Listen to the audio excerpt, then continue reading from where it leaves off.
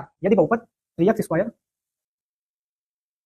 Plus 11x minus 4 के शून्यक, इसके जो शून्यक हैं वो m और n है, तो m/n प्लस n/m की वैल्यू आप बताओ। सेम क्वेश्चन उसी टाइप का, केवल और केवल वैल्यू पुटिंग करना है आपको बेटा। फिर वही काम, इसके फैक्टराइजेशन पहले इसका इसमें मल्टीप्लाई, तो 4 किया 12, 12 आपने देखा, उसके बाद 4 के बगल का चिन्ह माइनस, इसका मतलब 12 के ऐसे फैक्टर करो कि आपको आपके पास घटाने पे 11 आ जाए और मल्टीप्लाई करने पे 12 आ जाए। तो इस प्रकार से आप करने का प्रयास करो। ध्यान से देखो, 12 के फैक्टर करेंगे तो 12 एकम 12, 12 में 1 चला जाएगा तो क्या आएगा 11, और 12 एकम 12 होता ही है। तो बेटा ध्यान से समझेंगे तो ये हो जाएगा 3x प्लस का 12x माइनस का 1x और माइनस 4।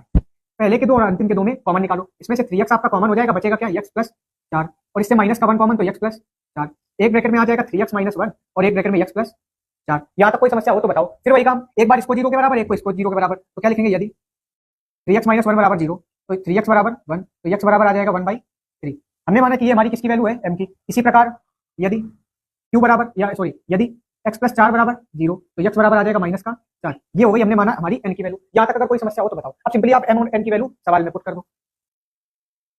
अतः m/n प्लस n/m की वैल्यू पूछी गई है, तो m की वैल्यू क्या है बेटा, देखो हमने 1/3 मानी, अपॉन n की वैल्यू माइनस का 4। फिर उसके बाद आपसे बोला गया प्लस n की वैल्यू कितनी है, माइनस का 4, अपॉन 1/3।